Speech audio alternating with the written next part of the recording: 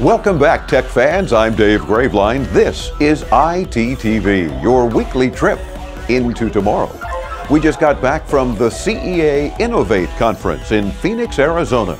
It's sort of a meeting of the minds of the tech industry and a great networking opportunity for investors, inventors, and others who innovate.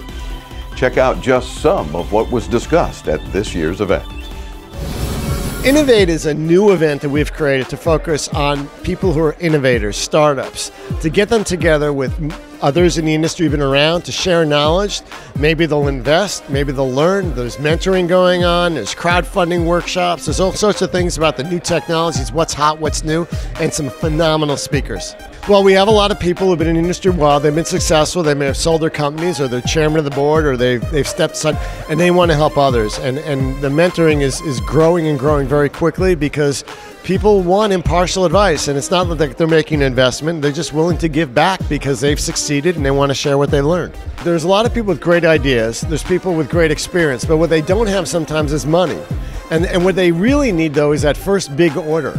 So they really have to get out there and meet other people and get that first order placed. Now, what a lot of big companies are starting to do is starting to help them, bring them along, get through some process and marketing and branding, and then introduce them to people who may want to place that first order. And that's the kind of thing that happens with big companies. It happens at conferences like this, and it happens at CES.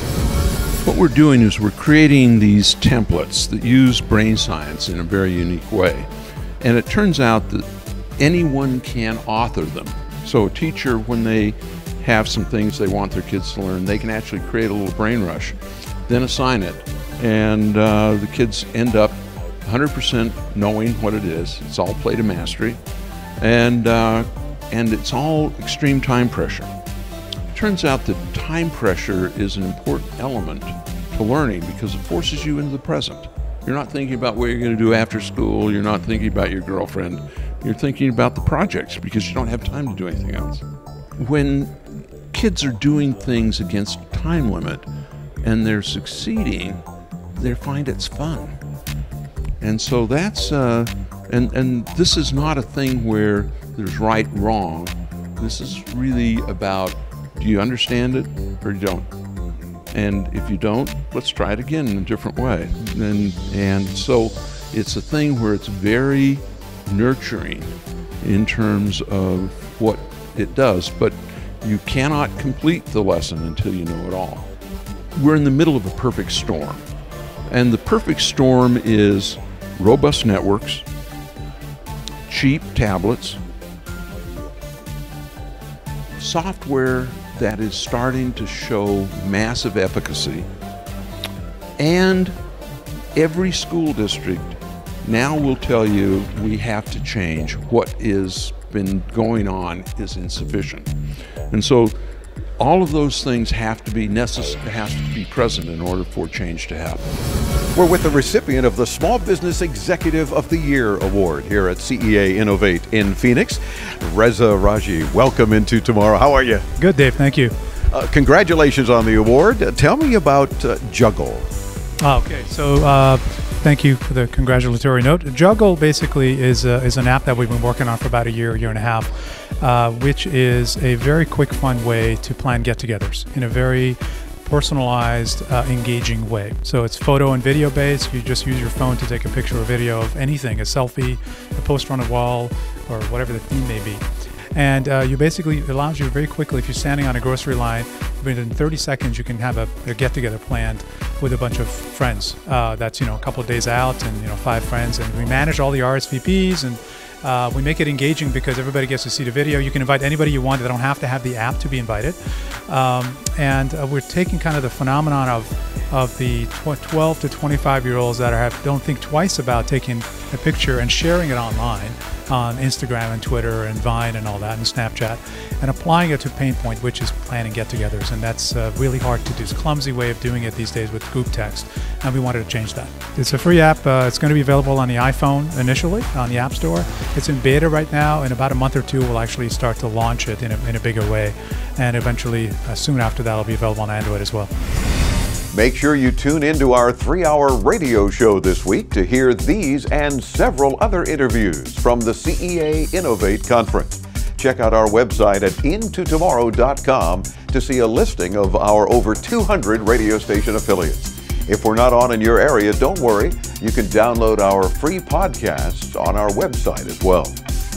If you have any questions about anything you hear on our radio show from CEA Innovate this week, or any tech questions in general, call the Ask Dave hotline anytime, 24/7. 1-800-899-INTO. That's 1-800-899-4686. Of course, as always, you can use our free Into Tomorrow app for your mobile device to participate as well. Just be sure to choose the audio option and let us hear you on the air. Participating on the show, especially with the audio option on our app, qualifies you to win fabulous prizes every week. Let's jump aboard our Wayback Machine for a look back in time at the world of technology. Chris is up next with his feature This Week in Tech History. This week in 1919, the Radio Corporation of America, or RCA, was formed. The company became a giant in electronics, especially radios and TVs. It would later own its own TV network, NBC, and other broadcast interests. In 1968 this week, the U.S. launched Apollo 7. Described by Commander Walter M. Schirra Jr. as a magnificent flying machine, Apollo 7 traveled some 4.5 million miles in orbit around the Earth to become the first manned flight in NASA's lunar landing program. The mission also featured the first live TV transmission from a spacecraft in orbit. In 1984 this week, public telephones flew on 20 flights for those who had credit cards. Costs for the airphone service was $7.50 for a 3-minute call, $1.25 for each additional minute anywhere you wanted to call in the US. In 1985 this week, Intel introduced the 32-bit 8386 microcomputer chip. It was the first Intel 86 chip to handle 32-bit datasets. It ran at clock speeds of up to 33 megahertz, blazingly fast in 1985. And this week in 1994, Netscape Communications Corporation announced that it was offering its new Netscape Navigator free to users via the Internet. The Internet browser was available for free downloading by individual, academic, and research users. That's our look back at This Week in Tech History, brought to you by IFA Berlin, the global show for consumer tech and home appliances and the official partner of the future. Get more info at ifa-berlin.com. Don't forget to get social with us. Check out our Facebook page and make sure you hit that like button. Then head over to our official Twitter feed. We often have special giveaways just for our social followers. If you don't already subscribe to our tech newsletter, you should. It's free and we send it out only once a week. Stop by our main page at intotomorrow.com, put your email address right there in the red box, that's all we need. Then click the link in the email that you'll receive, and that's all there is to it. You'll have the latest tech news and show info in your inbox once a week.